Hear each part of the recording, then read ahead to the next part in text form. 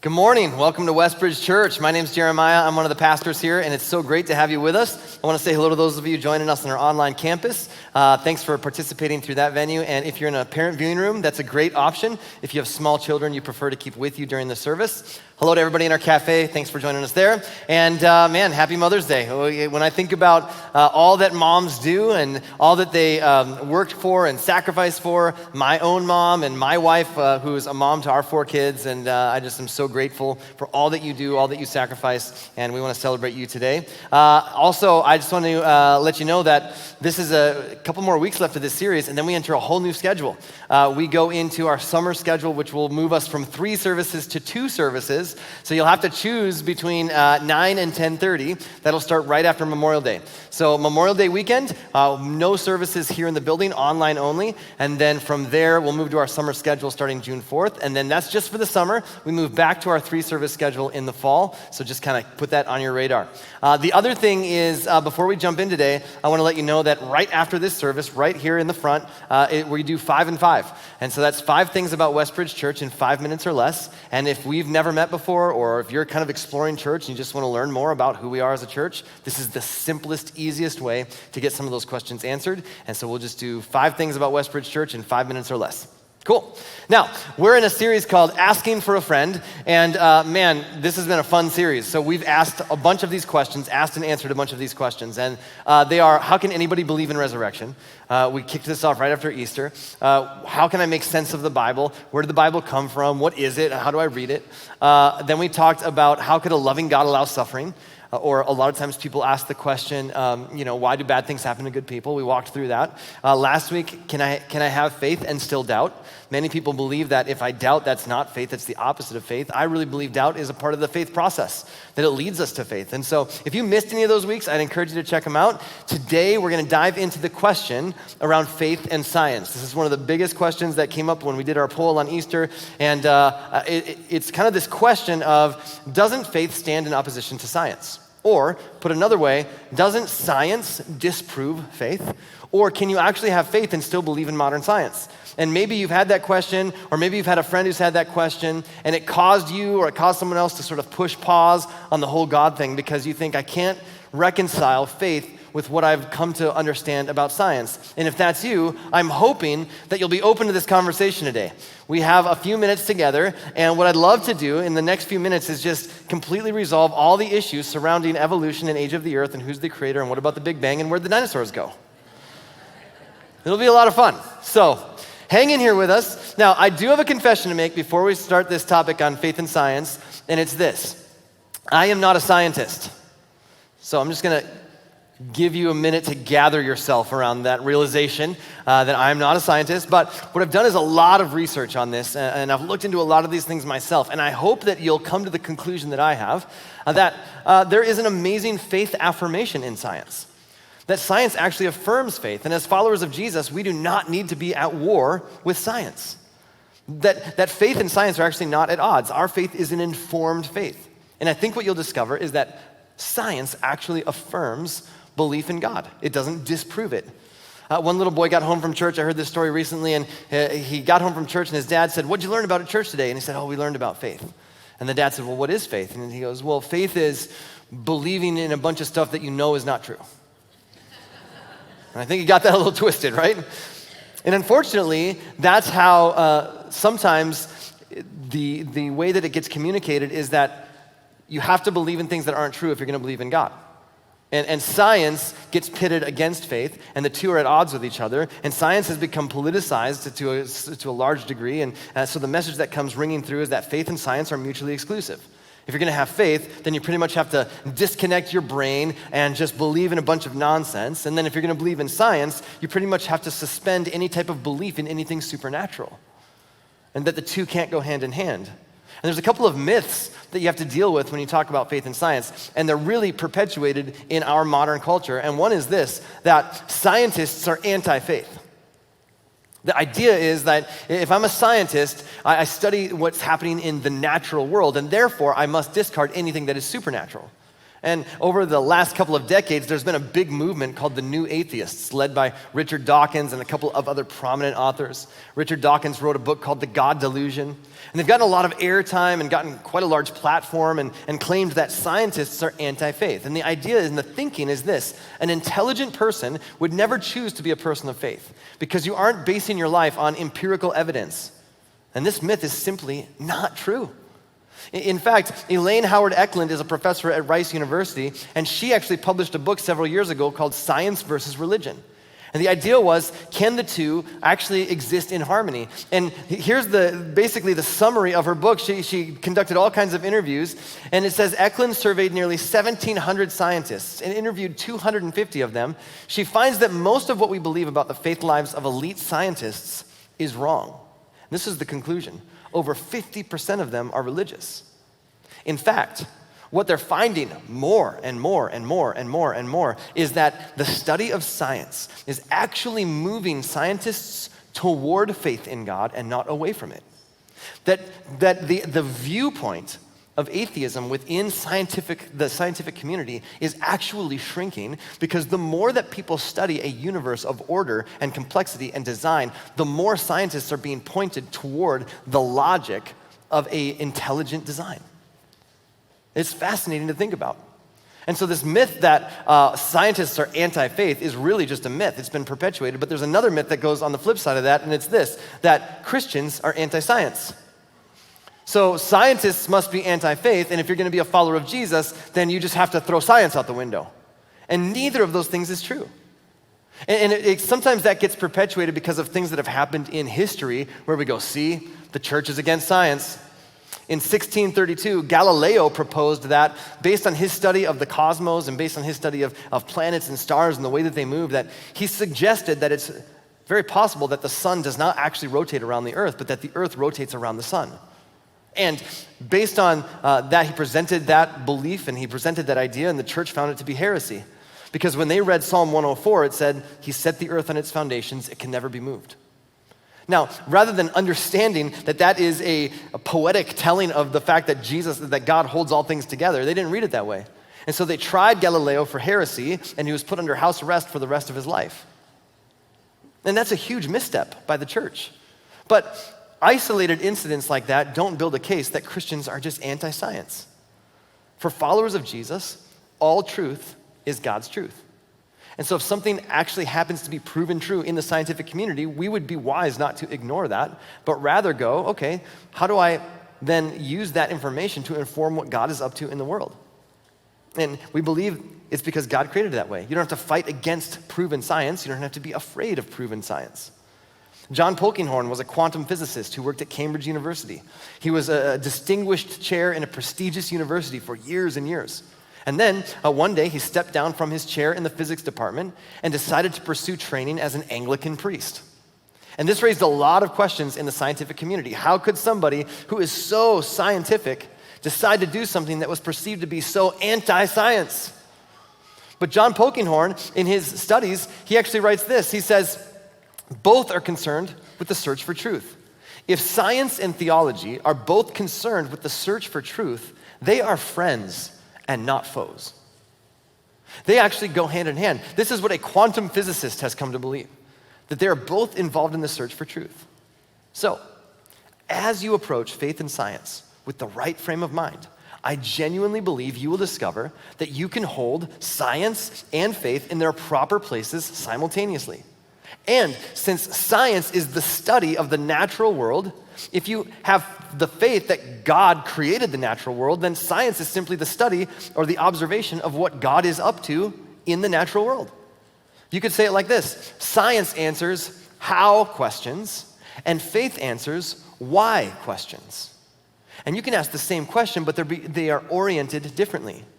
The how questions are about the mechanical and the material and what can be measured and studied and observed. The why questions are all about purpose. So while science can tell us what we are made of, faith informs what we are made for. And they're two different questions. They're oriented differently. Even though it might be the same question, they're oriented differently. Think about it like this. If I came home one day and there's a pot of boiling water on the stove and I asked my 14-year-old son, hey, why is there water boiling? He could respond like this. Well, the water is boiling because I turned on the stove, which triggered a chain reaction, which has brought heat to the conductive metal of the pot. It's now raising the temperature of the water molecules past the boiling point. Now the water molecules can break their attractive bond and the hydrogen can bond and escape as gas. What did you think was happening? And he would be correct, and that is a how answer. Or he could say this, it would be equally correct. I'm making mac and cheese. One answers how, and the other answers why. But they're both the correct answer to the question. In fact, you could even put it this way. You might say to get the complete picture, you'd actually need both answers. And one doesn't make the other one untrue or vice versa. Both of these are both true, they're just oriented differently. And throughout this series, we've made the claim that God or the Bible or the church isn't really the issue. What causes a lot of issues for you and I when it comes to these conversations is the assumptions and the expectations and the lens that we bring to the conversation. And so the church creates a lot of problems, unintentionally, when we try to answer how questions with why answers. When we try to answer science questions with faith answers. When we view the Bible as a science textbook and try to prove what's going on in modern science. Because they're totally different orientations of the same thing. And we don't have to be afraid of answering science questions with faith answers. And for some of you, maybe that's what happened. You got bumped out of church because you came to church with a bunch of how questions and a bunch of science questions, like how could this happen? And somebody tried to answer them with faith answers. They tried to answer you with why, and the two didn't match up, and you go, well, faith and science must not be compatible. But you didn't realize the lens or the orientation through which you were asking the question. You've experienced religious environments that maybe have asked you to just turn off your brain and just blindly believe. And so you stopped asking the questions, but that doesn't work. And some of you maybe grew up in a religious environment, and then you experienced a non-religious environment like college, and you liked it a lot because you got to ask all your questions. And they were answering your science questions with science answers, and it led you away from faith. But the two are compatible. They go hand in hand. Richard Dawkins, actually the author of The God Delusion and one of the leaders of the New Atheist Movement, he says this. He says, one of the truly bad effects of religion, and I agree with this statement, one of the truly bad effects of religion is that it teaches us that it is a virtue to be satisfied with not understanding. And unfortunately, and I'm so grateful that Westbridge Church isn't like this, but unfortunately there are a lot of church environments that encourage us to just be okay with not understanding. Don't ask your questions, just blindly believe. And what that leads to is a naive and simplistic sort of faith that's incompatible with human reason. And then it affirms this viewpoint that science is this based on truth and evidence, while faith is just hopeful thinking and sort of legend. And in reality, can I tell you, faith has never been at odds with science. Never in human history. In fact, Christianity is actually the garden out of which modern scientific discovery has grown and flourished. Until Christianity, before Christianity, the dominant view on humanity in the world was Stoicism, animism, and polytheism. Stoicism said, my mind and my body are two different things. There is a duality, and I can think whatever I want and do whatever I want with my body, and it doesn't affect my mind and vice versa. Now try to explain that in scientific ways. You can't reconcile that. We know now in modern sociology that what we do, our mind absolutely affects our body and vice versa. And then you had animism, which basically was the worship of animals or describing divine values to different animals. And then you had polytheism, which was like a multitude of different deities. And all of those points of view actually thwarted scientific discovery because how do you explain order and design and what's happening in the natural world when the only explanation is, one of the gods got angry this week and then a volcano exploded? And so those viewpoints actually thwarted scientific discovery until Christianity came on the scene. And when Christianity came on the scene, you had a group of people who followed Jesus, who followed the God of the Hebrew people and said, there is actually one God and he is the creator. And because there is a creator, there is actually design, and there's complexity, and there's order, and now there's actually something to study. And so now people started going, because of my faith, it's actually leading me to scientific discovery because there is a world with distinct form and complexity and order and design. So let me ask you this question. Will you follow today where the evidence leads and not only where you hope it leads? Like if you're coming from a really Christian background, and you're like, man, I hope he's able to disprove modern science. We're not gonna do that today, because they go hand in hand. But would you be willing to just suspend your belief for a few minutes to dive into what the science community might actually have to say? And if you're coming from the other standpoint and you're like, I'm full in on science and I'm keeping God at arm's distance because I can't reconcile the two, would you suspend that for just a few minutes and just see where the evidence leads, not where you hope it leads? Any previous ideas you might have about faith and science, can you suspend that momentarily and let's ask some really honest questions?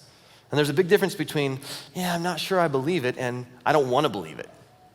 So I'm asking you to suspend that and think through, momentarily suspend any judgment around this topic, and let's just see where the evidence leads.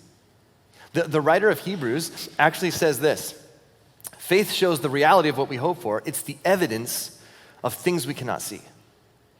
There's things going on in our universe, in the natural world, in the scientific community, that are clues that point to the evidence of what we can't see. The psalmist says it this way in Psalm 19, the heavens proclaim the glory of God. The skies display his craftsmanship. Day after day they continue to speak. Night after night they make him known. They speak without a sound or word. Their voice is never heard, yet their message has gone out through the earth, and their words to all the world. It's like the author says there's clues in the world, there's clues in the cosmos, there's clues in nature about what God is up to. And they point to the evidence even though we can't see it. And God has his fingerprints all over creation, and he's given us clues all along the way. And God is pursuing you and I, and he's inviting us to respond to him.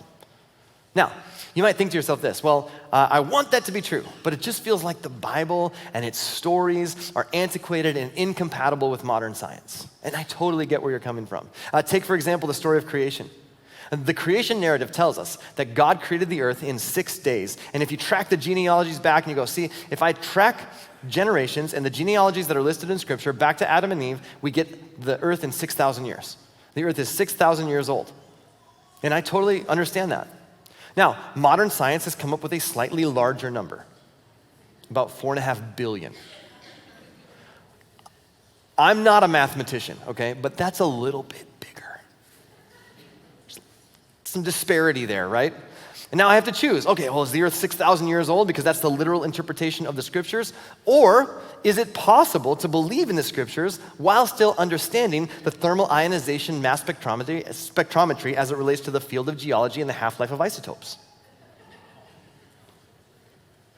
Do you know that they can isolate isotopes within rocks and then follow their half-life and then discover and count that back to when they were at full strength and then get the age of the earth? You go, I don't know if I believe any of that. That's hard to believe. That's modern science. Now, they do the same thing with asteroids because you're like, well, sometimes water and gravity have an effect, but now they're actually taking rocks from space and doing the same thing and arriving at the same conclusion. Now, here's the thing. I think we miss some wonderful clues along the way when we feel the need to choose between the two. When we feel like, okay, I don't know what to do with that. For example, the Hebrew language has very few nouns. And so they have to use nouns in multiple different ways to create different shading for different things. And so, for example, the word yom, Y-O-M, is the Hebrew word for day. But it's also, they have to use that for daylight. It's the same word. And also, it's the same word that's used to describe an epoch of time. Any kind of finite period of time that has a beginning and an end, but can be an unspecified period of time. Any period of time that has a beginning and an end. It could be a very, very, very long time. And so when you think about that, an undefined period of time, in fact, we read in the New Testament, the Apostle Peter writes, for God, a day is like 1,000 years, 1,000 years is like a day. It's not a big deal for God. So the idea that there is simply, these were the steps. When you read the creation narrative, you're saying this is the process by which the world was created, but the time period of a day isn't necessarily 24 hours. Every day could have been 800 million years, an epoch of time. You might say, well, listen, I just believe that it is 6,000 years old. I believe that. And I just believe God compressed everything, and whatever modern science tells us, he compressed it all and did it in 6,000 years. And I have no problem with that. Believe me, I don't. I respect that. He totally could have. He's God. I wasn't even there. On the other hand, it's also okay to say that science is objective, and that makes sense, and that the world is 4.5 billion years old, and that doesn't negate or take away from the creation narrative in any way. It doesn't undermine it. It doesn't say it couldn't have happened. It doesn't say, well, because when you understand what you're reading, and then it can make perfect sense. I've personally found science to be very faith-affirming. And here's why. I'm not trying to answer how questions with why answers. When I come across something in science, it tells me how, and then my faith leads me to ask why. And the two go hand in hand. And then you've got evolution. So this is a question for a lot of people. Many point to the idea that evolution disproves faith in God, or the idea of a creator, or the idea of creative design. But if you're going to believe in evolution, then you've got to somewhere along the way deal with the Cambrian explosion. And the Cambrian explosion is a period in time where all of the, basically the animals that we now have living on the earth today suddenly show up in the fossil record. And there was no record of them before, but all of a sudden they all show up in one span of time, and it's called the Cambrian explosion. So what do I do with that? And what do you do with the fossil record itself? If something evolved from this to that, then there's got to be some transitional fossils along the way. We should have thousands and thousands and thousands of transitional fossils of these sort of favorable mutations, and we don't have any.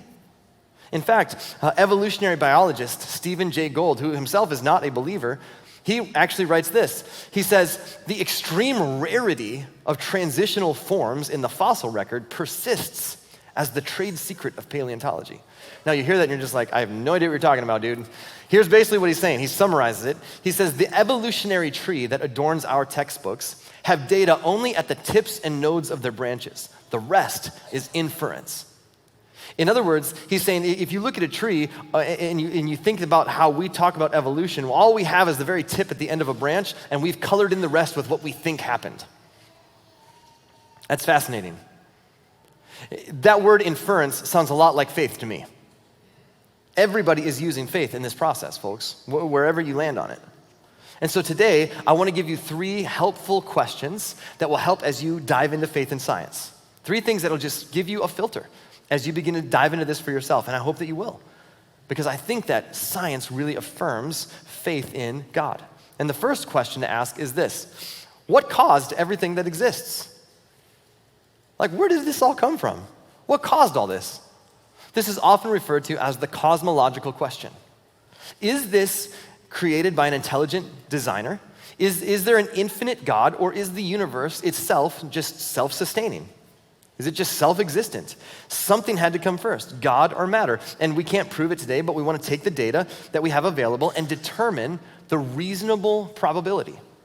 If you're looking for absolutes today, you're going to be disappointed, whether it's faith or science. What are the clues that point us to the reasonable possibility of a creator? Well, we know that all of science points to the idea that the universe did have a starting point.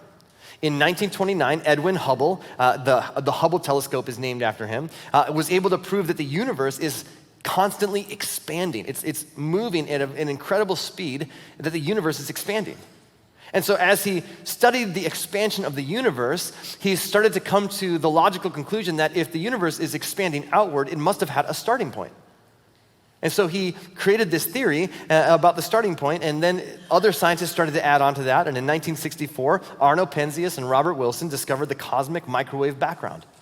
What this is they won a Nobel Prize in 1978 for physics for this discovery. It basically answers the idea that there was indeed a beginning to the ever-expanding universe. And their discovery became labeled the Big Bang.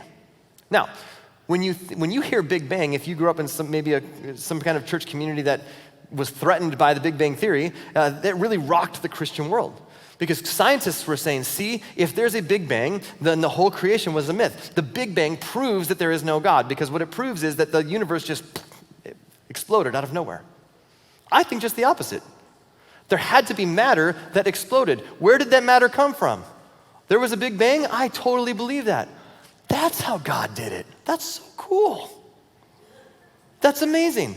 I think when I read in the Genesis narrative, God said, let there be light, and there was light, seems like there would have been a Big Bang that goes along with that.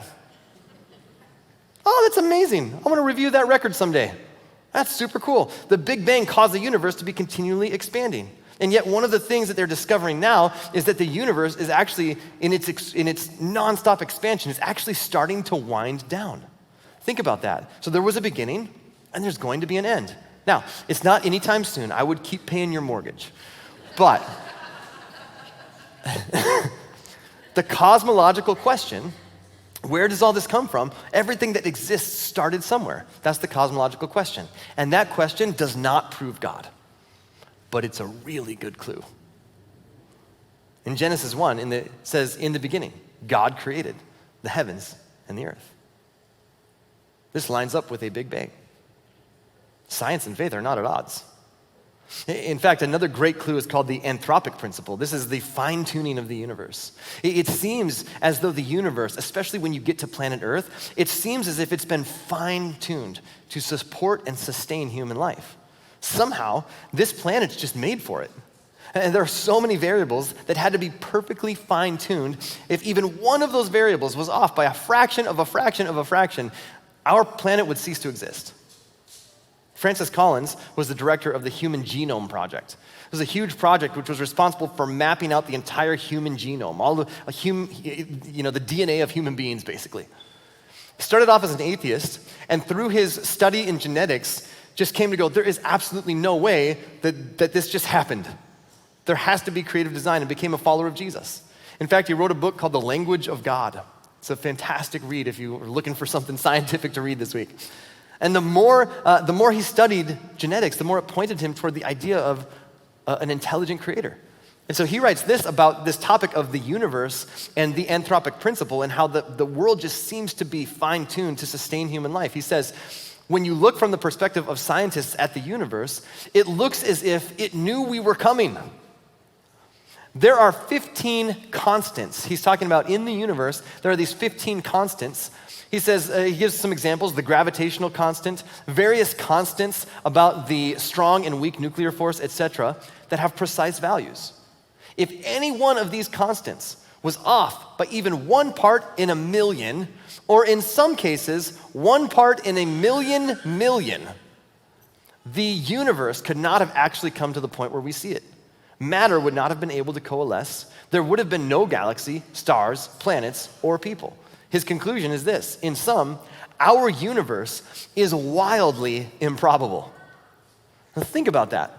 On the flip side, a rather outspoken atheist and physicist named Stephen Hawking, brilliant guy, he actually wrote about this exact same topic, and here's what he writes. He says, if the rate of expansion 1 second after the Big Bang had been smaller by even 1 part in 100,000 million millionths, I love how they can just math it up like that. I mean, it's amazing. The universe would have recollapsed before it ever reached its present size into a hot fireball. The odds against a universe like ours emerging out of something like the Big Bang are enormous. And then he says this, I think there are religious implications. That's fascinating. This is a guy who is a staunch atheist who says, when I look at everything, I think there might be some religious implications to this. Pretty astounding that he makes that statement. The anthropic principle, the universe is finely tuned to support and to sustain human life. It does not prove God, but it's a really good clue. In fact, I love what the psalmist writes in Psalm 8. When I look at the night sky and see the work of your fingers, the moon and the stars you set in place, what are mere mortals that you should think about them? Human beings that you should care for them. Doesn't it feel like that sometimes? A couple of years ago, there was an eclipse, and my wife and I took all of our kids and made them stay up late, and we're out on our driveway at 11:45 at night, just staring up at the sky. All of us are laying across our driveway. And we're watching this eclipse, and we were all just like, man, that's amazing.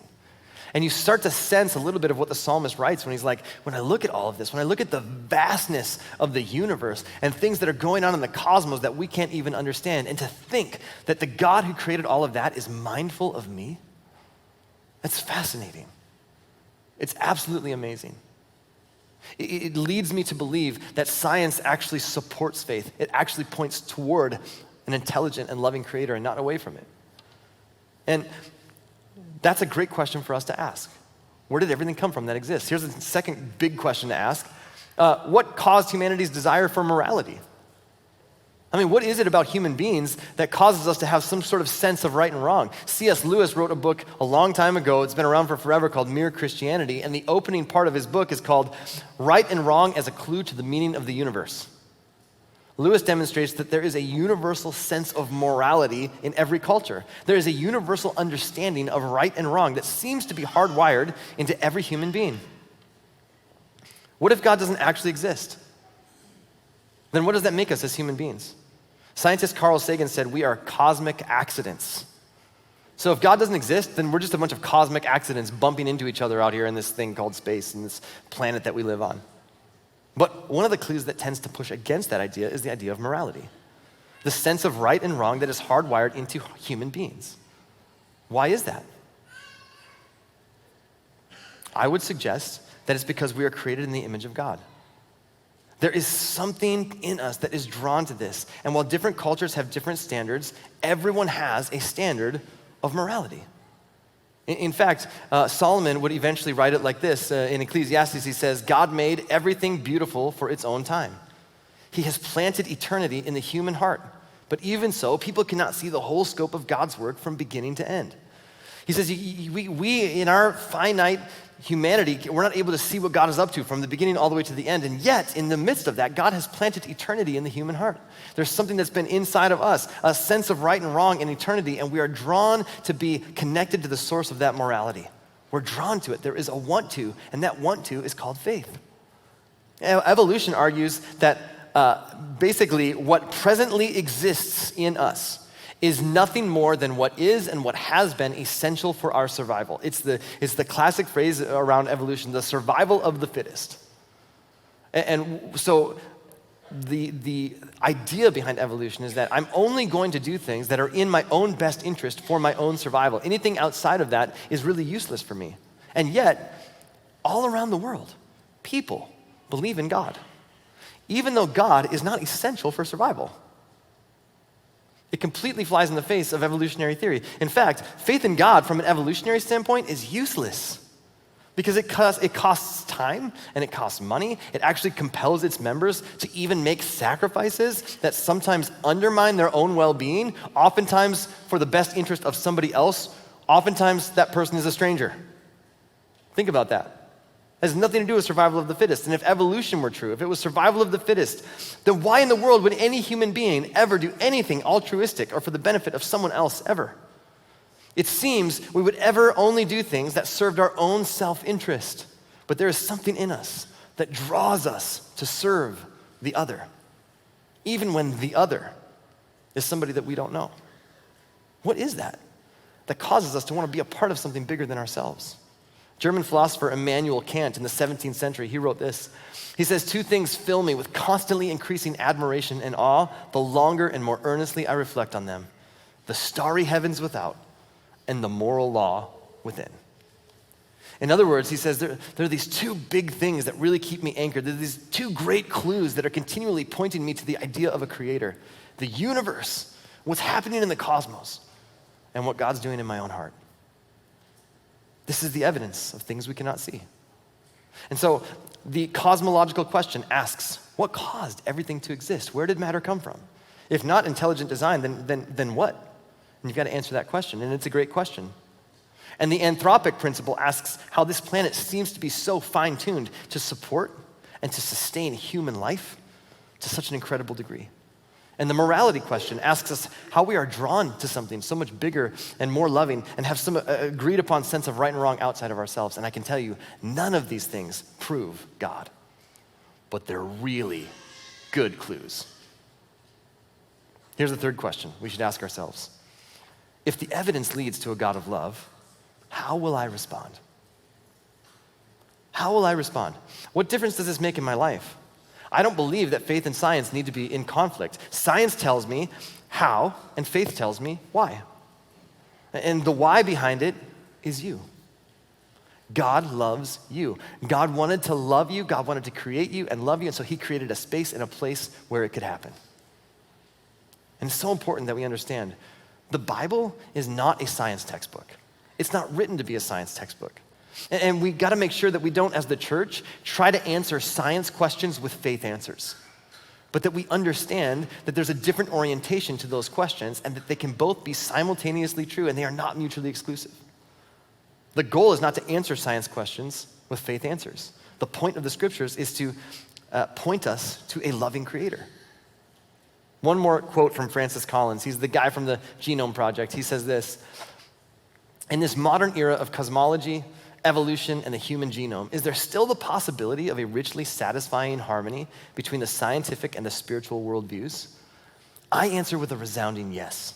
In my view, there is no conflict in being a rigorous scientist and a person who believes in a God who takes a personal interest in each one of us." In the beginning, God created. Above everything else is the creator. All scientific discovery points to the idea of an intelligent design of our universe. That's why in the Old Testament, Nehemiah, he writes this and says, "You alone are the Lord. You made the skies and the heavens and all the stars. You made the earth and the seas and everything in them. You give life to everything, and the multitudes of heaven worship you." The universe is fundamentally personal because God is personally invested and interested in you. In the first few chapters of Genesis, we get the creation narrative, and it's fascinating to read what God does. And I'd encourage you to read the story in Genesis 1 and 2 this week. And here's what you'll find. On the first day, God created, and he's creating, and then it says that was morning and evening the first day. And it marks the first day, the end of the first day. And then you get to the day 2, and it says, and morning and evening, that marks the second day. And all of the days are marked, beginning and end, and the day is marked. And then on the 6th day, God creates human beings, and then there are no more species created after that. Amazing how scripture and science aligns on that point. And then you get to day 7, and here's what we read. On the 7th day, God had finished his work of creation, so he rested from all his work. And God blessed the 7th day and declared it holy because it was the day when he rested from all his work of creation. And there's no closing. It doesn't say, and then, morning and evening, the 7th day came to a close. It doesn't say that. Why? Because we're in it. We're still in the 7th day. It's one of those finite seasons, this epoch of time. And God is inviting us into his rest and into relationship with him. The natural world is fine-tuned for life. And then God has brought with it the spiritual world, which is fine-tuned for relationship. And you and I are invited. God created you, and God loves you, and he's inviting you in to relationship with him. And you can take all of your questions about science, and you can hold them simultaneously with faith and go, man, science asks the questions of how, and I can start to answer some of those questions, and faith informs my why. And when you understand how to hold those, you actually realize that what's going on in the natural world actually affirms a creative and intelligent design. And that creator created you and loves you and has invited you into relationship with him. And if you've never said yes to that, you can do that. It's not something you earn your way to. It's not something you behave your way to. It's something that God's just invited you into. If you'd like to say yes, you can just agree with this prayer. God, please forgive my sins and forgive me for the times that I've walked away from you, and I'm so grateful you never walk away from me. And so I pray, God, that I want to say yes to your invitation. Make me your son, make me your daughter, and help me to follow you as best as I know how from this moment on. And God, I pray for every one of us who are doing our best to follow you.